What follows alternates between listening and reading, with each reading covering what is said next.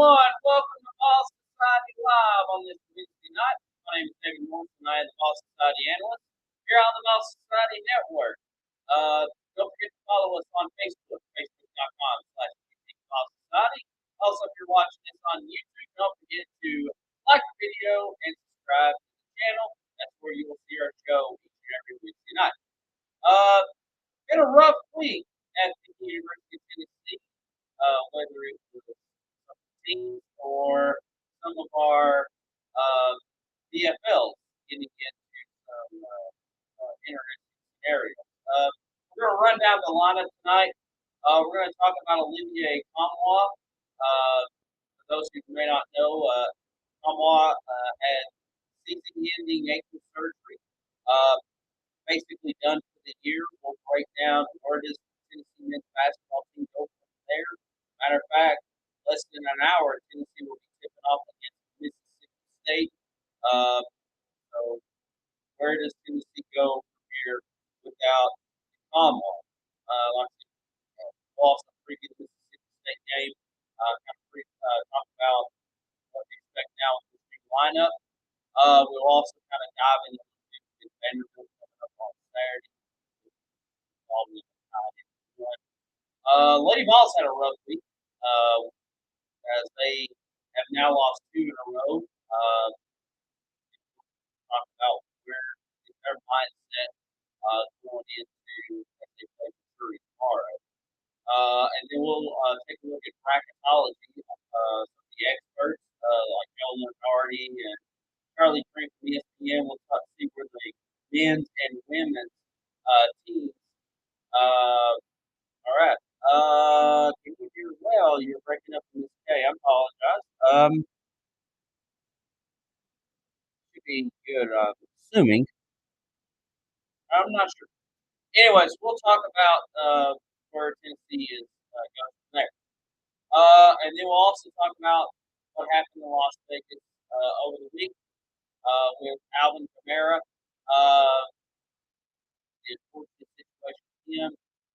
How does his legacy now look after the rest of the weekend after the Pro Bowl? We'll talk about that. And some good news. We'll talk about Tennessee men's baseball team and softball team schedule is announced. Several games are going to be broadcast across mainly the ESPN channel for them. And then we'll talk about 4 Tennessee football players invited to the NFL Conference. So that's a rundown of the show tonight. Let's go ahead and dive into Olivia Nkamhoua. So as I mentioned, Olivia Nkamhoua, done for the year with the ankle injury, heart surgery, and even though they didn't rule him out, he's done for the year. But more than likely, he is done for the year. A tough blow for Tennessee, especially right now. Tennessee with this 5-game SEC winning streak going. And it seemed like Tennessee's got this lineup down pat with Nkamhoua in the mix. It's just a bad blow for Tennessee.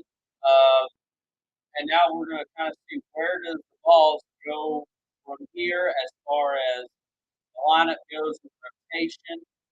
Looks like Tennessee, they haven't officially announced the lineup for tonight, but kind of looking at their preview, looks like they're going with a 4-guard lineup with Kennedy Chandler, Santiago Vescovi, Josiah Jordan James, Justin Powell was projected in the starting lineup, and then Heroes Slavish being 5.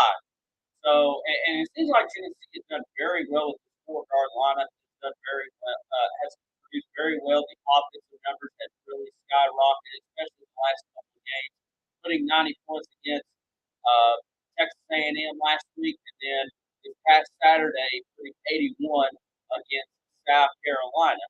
So now with the Nkamhoua out, can Tennessee still continue that momentum? And we look, and unfortunately, both kind of got booted out of the lineup. Does he now get some more minutes played? I know Rick Barnes mentioned in his recent press conference talking about, talking a little bit about getting some more playing time, and also Brandon Utley Hatfield. It seems like he's really turned the corner as far as doing well in practice. Uh, so I'm sure he's going to get some minutes. A dude who got to come in and play a little bit in the South Carolina game. Looks like he'll probably get some more playing time. Uh, I know Rick Barnes really loves Meshack. Uh, so Disney's going to go deep in the bench because of this Kamala injury. But I really like how Tennessee is very deep right now, and Rick Barnes can now trust the guys to go in there and fill these roles. And it's going to be very interesting to see how they'll still do. Like I said, I still think they're going to go with the 4 guard lineup. With Chandler, Vescovy, Powell, Ziegler. I'm sure he'll come in and play. James has done getting better at this time, and then Flavis, been a distributor in the middle, and we know Rick Barnes loves that big guy in the middle that can really mix it up. And Flavis has done a fantastic job since being in the starting lineup. Like I said, it's going to be an interesting test tonight at Humphrey Coliseum at 9 o'clock when Tennessee takes on Mississippi State, and then coming back home to take on Vanderbilt. Our first look at our second look at Nashville. Uh, so it should be a very interesting week to continue provide this momentum into the rest of SEC play. I just pulled up the bracketology. I'm kind of jumping around a little bit on my layout, but the bracketology from Joe Laurinardi at ESPN, he has Tennessee as a number 5 seed. We actually moved up from a 6 to a 5, and we're in the Midwest bracket. And right now, according to him, we would be playing North Texas in the 5-12 match. Now, remember, Tennessee was 5. The number 5 seed last year was upset by Oregon State. Oregon State went on a great run. So I haven't seen too much North Texas. It's kind of hard to project right now. But I kind of like it matchup. If we win that game, I mean, we would end up, according to this is all bracketology, this is all projected. We would play Houston. Houston team probably don't want to beat. So, like I said, Tennessee may be thinking at the right time as far as moving up. I mean, Tennessee was never really any trouble on the bubble at all. Even when we started to slide a little bit across the game. But how high can Tennessee now move up in the NCAA rankings? We shall see there. But first test is tonight without a Nkamhoua, and Tennessee go to the 4-guard line. I feel like I'm breaking up again. I apologize for the technical difficulties here. It looks good on my end. I haven't had any. I apologize. Hopefully, we'll get cleared up pretty soon. Anyway, I've got good Wi-Fi on my side. Not sure what's going on. Anywho, so yeah, that's kind of look at how they're looking right as far as the yep. All right, diving to the Lady Vols. Rough week for the Lady Vols and Kelly Harper. And we kind of mentioned this on the baseball preview show when Tennessee was getting run out of the gym by the Florida Gators. I knew Tennessee should not be overlooking for UConn, and unfortunately, that was the case. As far as, and it kind of boggles my mind how the Lady Vols was so red hot at the beginning, and all of a sudden it just kind of fell flat. Now going on for a week. Remember the loss to Auburn a couple weeks ago, and now which they kind of announced an SEC win, but then here we go again, losing to an unranked Florida team, and then just very ill prepared against UConn, which I figured UConn was going to be the better team, but still, it's kind of shocking to see how Tennessee rose so high in the rankings and had a number one seed, and now all of a sudden uh, they are now on this losing streak. Right now, Charlie Cream from ESPN has the Lady Vols. Go ahead and pull his bracketology up right here. Scrolling down here. Um,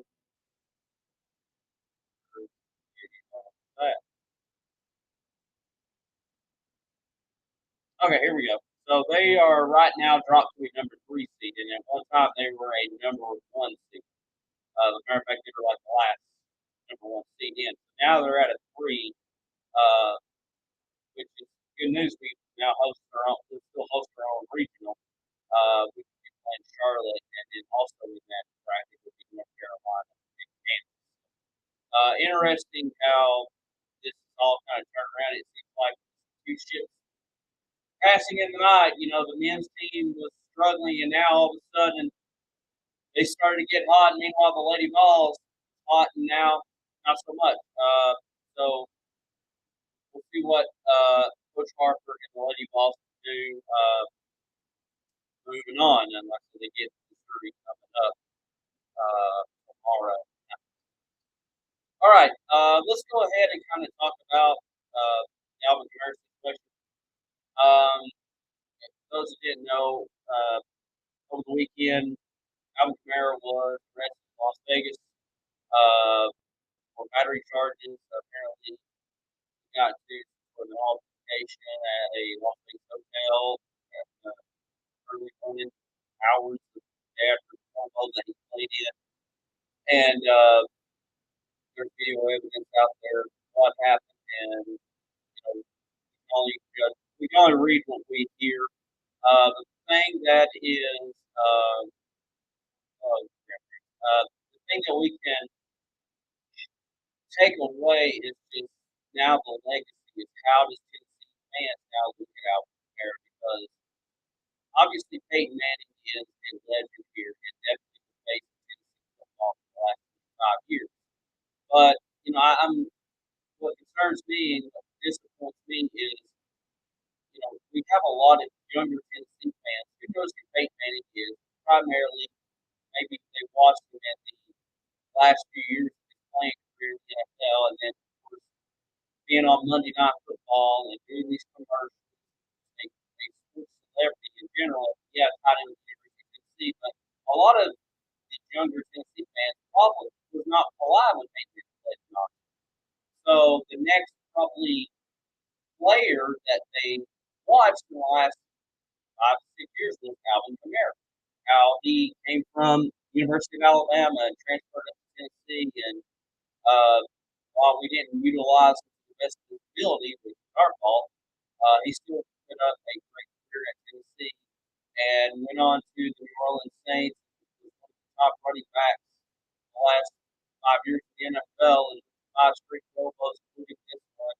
And he was kind of he was a popular player. He is a popular player in the NFL, and it's just the unfortunate part of this happening right after another career achievement. And it's going to be interesting to see what happens.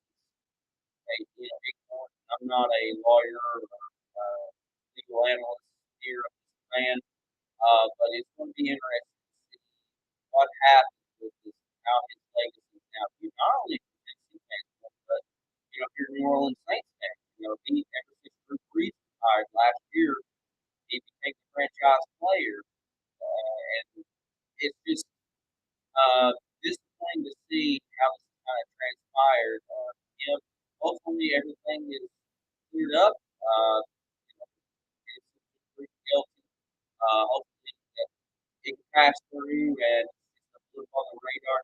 You want to have a Hall of Fame career. That's what I want for him. But it's going to be interesting to see what happens down the road for Alvin Kamara. Moving on, Tennessee baseball and softball released TV schedule today. There will be 10 Tennessee baseball games that will be what they call nationally televised, even though they count the SEC network games as nationally televised, which is theoretically correct. I still kind of consider it more regional somewhat. Uh, but Tennessee gets 10 games, including one on ESPN2 coming up in the spring against Vanderbilt. Lady Vols has 15 softball games that will be on one of the ESPN channels, included. So good to see, like I say, it's going to be very interesting to see the popularity of both college baseball and college softball because right now Major League Baseball is on a lockout. Now this is about but Major League Baseball is on strike right now in the lockout, and more than likely this is probably going to transition over into the regular season. So if you're ESPN or Fox Sports, you've got some programming that's going to open up. Now, ESPN does have TV contracts with the NBA and the NHL, and they'll both be in the playoffs, so uh, maybe they'll probably be more focused on that on the main channel. But if you're whether it's Monday Night Slaughter or Wednesday Night Slaughter, even just baseball, I would love to see one of these networks take advantage at the popularity of college baseball because college football and college basketball have dominated sports television for maybe 50 years now. And college baseball was always just kind of, unfortunately, been in a slot where there's a lot of more other sports, I guess, going on between, the NBA playoffs, the NHL playoffs. You got March Madness going on, the Masters, PGA Championship, all the tennis tournaments. So unfortunately, it's all kind of gets put in the back burner. And of course, Major League Baseball, they show their games. And one of the things that I really wish that Tennessee was a part of, that the national sports fans got to saw was Tennessee in the NCAA tournament. Lindsey Nelson led. We get to see it on the SEC network. It's kind of catered to certain regions and fans. But man, I would really wish that the nation could kind of see SEC baseball and stuff. And I know there's SEC bias out there, but I think for fans that maybe not going to get Major League Baseball this year, I would love to see more coverage and more content of college baseball spread to a national level. Uh, and particularly in the SEC with some rowdy fans, I would love to see Lindsey Nelson legends get a viewed in a positive light, and the University of Tennessee in a positive light, and be like, oh, this is baseball. I thought baseball was supposed to be, old fashioned and boring, and wow, they're actually it's like a college football game. And we kind of noticed that last year, and I would love to see the nation kind of get in that. So I would love to see the network that we don't get Major League Baseball to really expand that coverage out and really go national.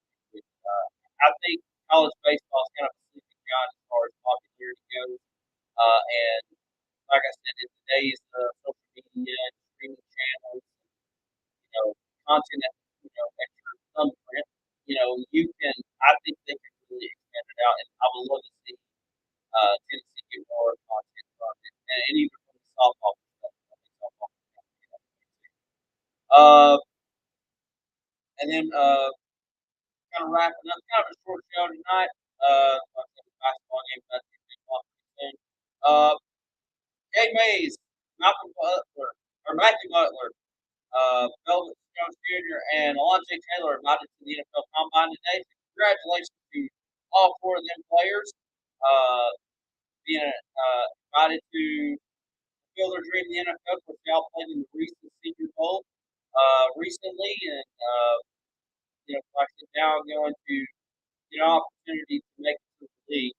I really think all four of them will probably be drafted sometime throughout that NFL draft weekend. All four capable players, all done a great job for the Vols, and it goes back to we knew who these players were. The 2020 season, Jeremy Pruitt was there, but now with Coach Heupel coming in, they have really done a great job of establishing them to be uh, to be the NFL type caliber. So congratulations to all four of them guys, and wish them all the best as they start taking that. I'm gonna kind of go ahead and wrap it up. I know we've had apparently some technical difficulties on the feed. I'm not sure. And kind of clear on my side. I'm not sure what happened, but hopefully it will clear up once it gets through the internet cycle. Anyways, it's kind of a short show tonight. Like I said, we'll see what happens with Tennessee basketball tonight. It's going to be ready to take on Mississippi State at 9 o'clock. The first game we got Olivia Nkamhoua, and then moving on forward. So hopefully, hopefully Lady Vols can get back going. Men's team is feeling better about, and see what goes on. Of course, if any other news and notes breaks, don't forget to follow us on Facebook, facebook.com/TCBall Society. That's going to kind of wrap it up with a short abbreviated show tonight. Wanted to get this in really quick, and we'll catch you next time, next week, right here on Ball Society Live, as we continue this show going. So my name is David Morrison. Have a great night, and